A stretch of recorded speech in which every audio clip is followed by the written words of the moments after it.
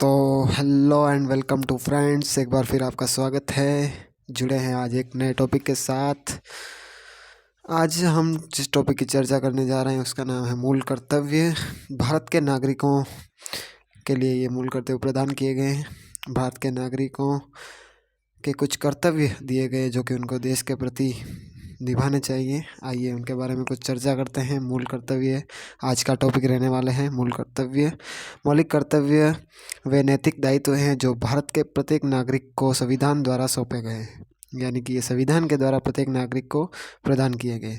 ये कर्तव्य नागरिकों में देशभक्ति, राष्ट्रीय एकता और भाईचारे की भावना को बढ़ावा देने और संविधान के मूल्यों को बनाए रखने के लिए निर्धारित किए गए हैं।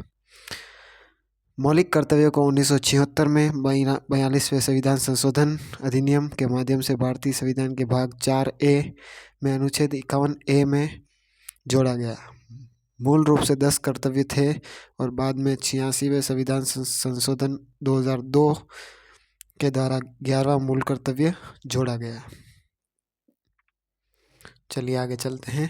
इस लेख में भारतीय संविधान में मौलिक कर्तव्यों के समावेश और विशेषताओं पर चर्चा की गई है, जिसमें प्रमुख ऐतिहासिक और कानूनी पहलुओं पर प्रकाश डाला गया है। मौलिक कर्तव्यों को 1976 में 42वें संविधान संशोधन के माध्यम से भारतीय संविधान में जोड़ा गया। इन कर्तव्यों की प्रेरणा पूर्वी सोवियत संघ यानी कि USSR के संविधान से ली गई है। यानी कि पूर्वी सोवियत संघ से इन कर्तव्यों को भारतीय संविधान में संजोया गया है। यह संशोधन सरदार स्वर्ण सिंह समिति की सिफारिश के आधार पर बना था। यानी कि जो ये मूल कर्तव्य संविधान में लिए गए हैं उनके लिए एक संविधान समिति बनी थी। उनका नाम है सरदार स्वर्ण सिंह समिति। स्वर्ण सिंह इसके अध्यक्ष थे और इसके अलावा 12 सदस्य और थे इनकी समिति में। प्रारंभ में नए भाग 4A अनुच्छेद A के तहत 10 मूल कर्तव्य जोड़े गए थे और 2002 में 11वां मूल कर्तव्य जोड़ा गया। अब स्वर्ण सिंह समिति की बात कर लेते हैं। 1976 में कांग्रेस पार्टी ने सरदार स्वर्ण सिंह समिति का गठन किया, जिसे राष्ट्रीय आपातकाल 1975 से लगाकर 1977 के दौरान मूल कर्तव्यों एवं उनकी आवश्यकता संबंधी संस्तुति देने के लिए गठित किया गया था। समिति ने अनुशंसा की कि संविधान में मूल कर्तव्यों का एक अलग भाग होना चाहिए। केंद्र की कांग्रेस सरकार ने इसे स्वीकार करते हुए 12वें संविधान संशोधन अधिनियम 1976 को लागू किया। इसके माध्यम से संविधान में एक नए भाग 4K को जोड़ा गया तथा इस नए भाग में केवल एक अनुच्छेद 51K रखा गया। भारतीय संविधान एवं राज्य व्यवस्था जिसमें पहली बार नागरिकों के 10 मूल कर्तव्यों का विशेष उल्लेख किया गया। यद्यपि सरदार स्वर्ण सिंह समिति ने संविधान में 8 मूल कर्तव्यों का सुझाव दिया था, लेकिन 42वें संविधान संशोधन द्वारा 10 मूल कर्तव्य जोड़े गए। यानी कि समिति ने केवल 8 मूल कर्तव्य जोड़ने का सुझाव दिया था, लेकिन 10 मूल कर्तव्य जोड़े गए। अब आइए बात करते हैं 11वां मूल कर्तव्य क्या है। इसको जोड़ा गया 86वें संविधान संशोधन 2002 के तहत, जो कि प्रावधान करता है कि 6 वर्ष से लगाकर 14 वर्ष की आयु तक के बच्चों को शिक्षा का अवसर प्रदान किया जाएगा। प्रत्येक माता पिता का ये कर्तव्य निर्धारित होगा कि वह अपने बच्चों को शिक्षा के अवसर प्रदान करें। अब आइए कर्तव्यों का क्रियान्वयन। 42वें संविधान संशोधन द्वारा संविधान में जिन कर्तव्यों को सम्मिलित किया गया वे संवैधानिक कर्तव्य। उन कर्तव्यों के अनुपालन में विफल होने पर दंड का आरोपण करने के लिए संसद विधि द्वारा दंड का विधान कर सकती है। मौलिक कर्तव्यों को परमादेश द्वारा प्रभावी नहीं बनाया जा सकता। परमादेश एक रिट है जिसे न्यायालय मूल अधिकारों का उल्लंघन होने पर जारी करती है। मौलिक कर्तव्य लोगों पर नैतिक उत्तरदायित्व आरोपित करते हैं। प्रशासन इसके लिए उत्तरदायी नहीं हो सकता, जबकि रिटें प्रशासनिक अधिकारी के विरुद्ध जारी की जा सकती हैं। अब आइए मूल कर्तव्यों की कुछ विशेषताएं देखते हैं। निम्नलिखित बिंदुओं को मूल कर्तव्य विशेषताओं के संदर्भ में उल्लेखित किया जा सकता है। मौलिक कर्तव्यों में से कुछ कर्तव्य नैतिक हैं, जो नागरिक, उदाहरण के लिए राष्ट्रीय ध्वज का सम्मान करना, राष्ट्रगान का आदर करना नागरिक कर्तव्य, जबकि स्वतंत्रता संग्राम के उच्च आदर्शों का सम्मान करना एक वैयक्तिक कर्तव्य है। यानी कि ये केवल नागरिकों के स्व विवेक पर आधारित है। यह मूल कर्तव्य भारतीय परंपरा, पौराणिक कथाओं, धर्म एवं जीवन पद्धतियों से संबंधित बनाए गए हैं। मूल कर्तव्य केवल नागरिकों के लिए है, न कि विदेशियों के लिए, यानी कि ये भारतीय नागरिकों के लिए है, न कि विदेशी लोगों के लिए। इनके उल्लंघन के विरुद्ध कोई कानूनी संस्तुति नहीं है, यद्यपि संसद उपयुक्त विधान द्वारा इनके क्रियान्वयन के लिए स्वतंत्र है।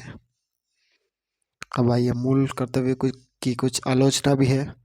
संविधान के भाग 4 में मूल कर्तव्य की आलोचना निम्नलिखित आधार पर की जा सकती है। कर्तव्यों की सूची पूर्ण नहीं है, क्योंकि इनमें कुछ अन्य कर्तव्य जैसे कर अदायगी, परिवार नियोजन, मतदान आदि शामिल नहीं है। कर अदायगी टैक्स पे के कर्तव्य की स्वर्ण सिंह समिति की संस्तुति मिली थी, परंतु इसे शामिल नहीं किया गया।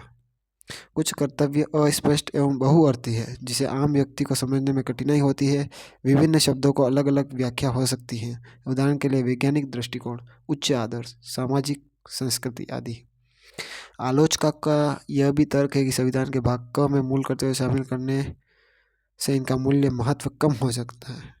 इन्हें भाग 3 के बाद जोड़ा जाना चाहिए था, ताकि वे मूल अधिकारों के समकक्ष रहते हैं।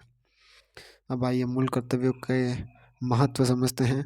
आलोचनाओं के बावजूद मूल कर्तव्यों के महत्व को निम्नलिखित दृष्टिकोण के आधार पर रेखांकित किया जा सकता है। मूल कर्तव्य समाज विरोधी एवं राष्ट्र विरोधी गतिविधियों जैसे सार्वजनिक संपत्ति को नष्ट करने, राष्ट्रीय ध्वज को जलाने आदि चेतावनी के रूप में कार्य करते हैं। नागरिक जब अपने अधिकारों का प्रयोग करते हैं, तब मूल कर्तव्य सचेतक के रूप में सेवा करते हैं। नागरिकों को अपने देश, अपने साथी नागरिक को अपने समाज के प्रति अपने कर्तव्यों के संबंध में भी जानकारी रखनी चाहिए। मूल कर्तव्य नागरिकों के लिए प्रेरणा स्रोत है, जो नागरिकों में अनुशासन और प्रतिबद्धता को बढ़ाते हैं। मूल कर्तव्य अदालतों को किसी विधि को संवैधानिक वैधता एवं उनके परीक्षण के संबंध में सहायक बनाते हैं। अब आइए नागरिकों के लिए कौन से वो 11 मूल कर्तव्य हैं, आइए एक एक को जानते हैं। पहला मूल कर्तव्य, संविधान का पालन करें और उनके उच्च आदर्शों, संस्थाओं, राष्ट्रगान का आदर करें। दूसरा मूल कर्तव्य, स्वतंत्रता के लिए हमारे राष्ट्रीय आंदोलन को प्रेरित करने वाले उच्च आदर्शों को हृदय में संजोए रखें और उनका पालन करें। तीसरा मूल कर्तव्य, भारत को संप्रभु एकता, अखंडता की रक्षा करें और उसे अक्षुण्ण बनाए रखें, यानी कि जो भारत की संप्रभुता है, एकता है, अखंडता है, उसकी भी रक्षा अपन को करनी चाहिए। चौथा मूल कर्तव्य, देश की रक्षा करें और आहन किए जाने पर राष्ट्र की सेवा करें। पांचवा मूल कर्तव्य, भारत के सभी लोगों में समरसता एवं समान भातृत्व की भावना का विकास करें, जो धर्म, भाषा और प्रदेश या वर्ग आधारित सभी भेदभावों से परे हो। ऐसी प्रथाओं का त्याग करें जो कि स्त्रियों के सम्मान के विरुद्ध हो। छठा मूल कर्तव्य, हमारी सामाजिक संस्कृति यानी कि कंपोजिट कल्चर की गौरवशाली परंपरा का महत्व समझें और उनका परीक्षण करें। सातवां मूल कर्तव्य है प्रकृति से जुड़ा प्राकृतिक पर्यावरण, जिसके अंतर्गत वन, झील, नदी और वन्यजीव सम्मिलित हैं, उनकी रक्षा करें और उनका संवर्धन करें तथा प्राणी मात्र के प्रति दया भाव रखें। आठवां मूल कर्तव्य, वैज्ञानिक दृष्टिकोण, मानववाद, ज्ञानार्जन एवं सुधार की भावना का विकास करें। नवां मूल कर्तव्य, सार्वजनिक संपत्ति को सुरक्षित रखें और हिंसा से दूर रहें। 10वां मूल कर्तव्य, व्यक्तिगत और सामूहिक गतिविधियों के सभी क्षेत्रों में उत्कर्ष की ओर बढ़ने का सतत प्रयास करें, जिससे राष्ट्र निरंतर बढ़ते हुए पथ पर उपलब्धि प्राप्त कर सके और नई ऊंचाइयों को प्राप्त करें।